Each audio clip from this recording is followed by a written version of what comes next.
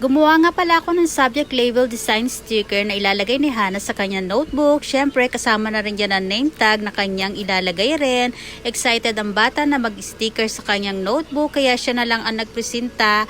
Ayan o, tignan nyo naman guys, kulay red ang color ng kanyang notebook. So, ayan na siya, excited na rin ang bata. Sabi niya kasi, mama ako na lang magdidikit niya sa notebook ko. So, ayan, ako na lang ang nagbibideo sa kanya habang dinidikitan niya ang kanyang mga notebook. Maganda kasi tignan guys, pag may mga ganyan label ang notebook nila. Syempre, hindi rin sila malilito pag pinakuha ng teacher ang subject na dapat nilang kunin at makikita agad nila kung ano bang subject yun. Tignan nyo naman guys, oh, very serious ang anak ko, talaga naman. Pero super excited na yung pumasok sa school sa haba ba naman ng kanilang bakasyon na almost 2 months ang tinagal.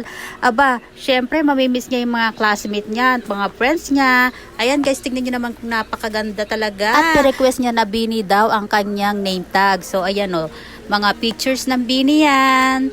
Yan lang guys. Meron din siyang extra notebook. Ayan o. Para naman pag naubos yung mga notebooks niya, may tira pa, magagamit pa. Yan lang guys. Tignan nyo guys o. Thank you for watching. Bye-bye.